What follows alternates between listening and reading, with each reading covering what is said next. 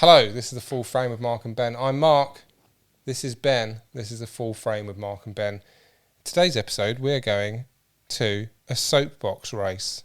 Yeah. So let's talk a little bit about what that was. There's a soapbox race in Andover.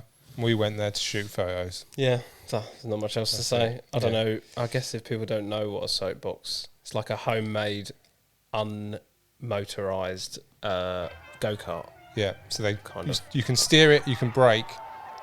That's it. And you go downhill. Yeah. And go over obstacles, go round stuff and go over stuff. Yeah, that's it. Very American. Is it? Yeah, like it's in The Simpsons.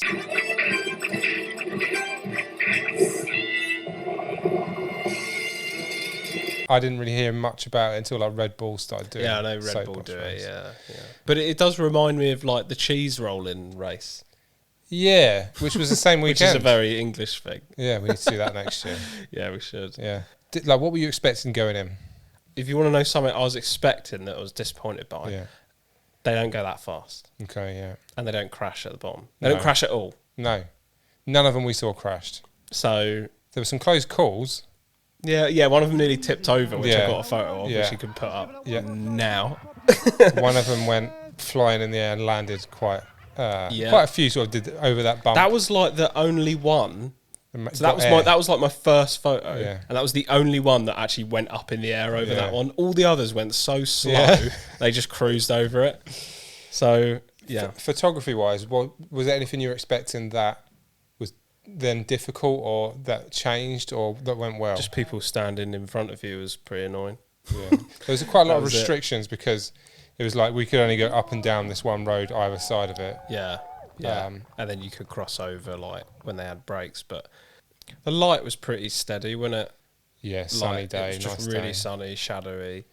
But there were spots that had some trees, so you kind of had to be cautious of that. But all mine came out fine. I don't think there were any that were like that I necessarily messed up on. I think you made a really good film choice, which was FPP Wolfman.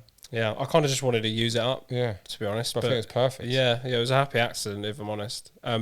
But a really nice black and white film. I think I might use it again. Yeah, contrasty, but really sharp and detailed. Yeah, so it's not like Tri-X contrasty where it's like quite harsh. It's like a really clean contrasty black and white. It was really nice. And it worked really well, in particular with that shot where you followed that little 1920s looking car. Yeah, that was probably the coolest looking soapbox that was there. I shot Kodak Gold and Kodak ColorPlus, which I think were perfectly fine. Like, you could use them in most situations and get good stuff. But yeah, nothing. I don't think I got really anything special that I'll particularly like write home about.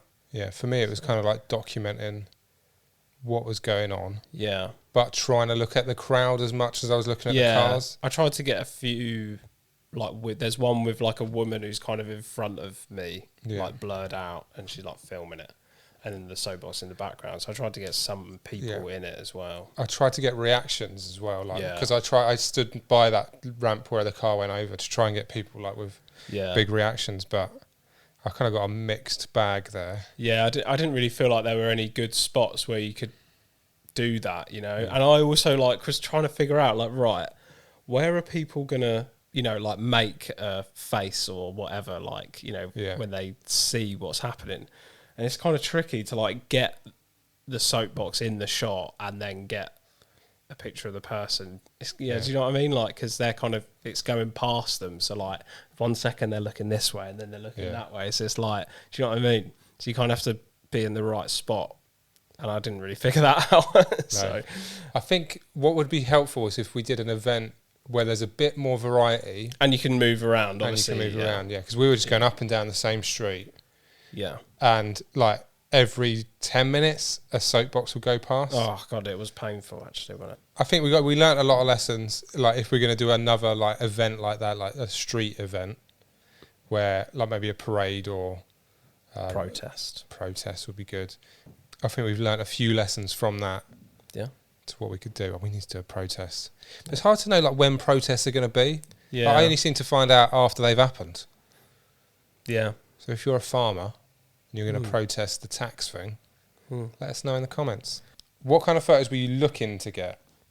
going in? Definitely that tracking shot. You wanted that? Yeah, I definitely was like, I want to try one of those. I just wasn't really sure, like, on the, where I'd have room to do it, because there were, like, kind of people in your way. Talk me through that. How long did that shot last for you when you were shooting it? Well, it was tricky, because, like, normally, I mean, if you're going to do it, like, for a car or something, you've got quite a lot of room to, like, track it, so you can start, and then as it comes past you. But this, it was like, because there's people either side of you, I kind of had like a small window where I had to quickly just track it like that. And I didn't want the car to be like right in front of me, because I just don't think that would have worked. So it kind of needed to be, you can kind of see in the photo, it's like off to the left a bit. So it was basically, as soon as I saw it kind of peek round the corner, I just started following it and snap. And I don't remember what my shutter speed was, but I put it low enough that, like the drag would kind of give me a bit of a blur. It was probably like 1/60th or something like that. And like, it makes it look like it's going faster than it is. Like, that wasn't going that fast at all. No, none of them did really, did they? It was kind of like quite mellow rolling down a hill. Yeah. So that was another difficult bit, is actually, if your subject's not actually going that quick, you have to do an even slower shutter speed to get that effect. And then at that point, you might just get loads of camera shake. So, but it worked, so that was all right. Is it anything you'd do differently? I'd do more of those tracking shots, I think. Yeah. Yeah, why not? Yeah. And I would have tried harder to get some more crowd-focused shots. Yeah. I'd have bought a longer lens, as in, like, I could zoom more. Would have been good. Yeah, and obviously... that was too wide. I did say at the time, like, if I had my f6, I would have taken that. Yeah. And that probably would have allowed me to get more kind of, documentary-style shots. I think you got better stuff than I did. Like, I think you can look back on it and be like, yeah, I've got some good stuff. Yeah, they whereas were mine is like, I thought fine. some of your colour ones were nice. I think it was... Did you have the Canon? Yeah. Oh, and the Rollie and the Canon.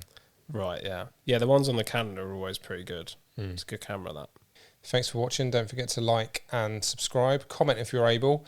Ben's got new prints. You put some Berlin ones on and some Metro ones. Oh, well, the Metro ones were already on there.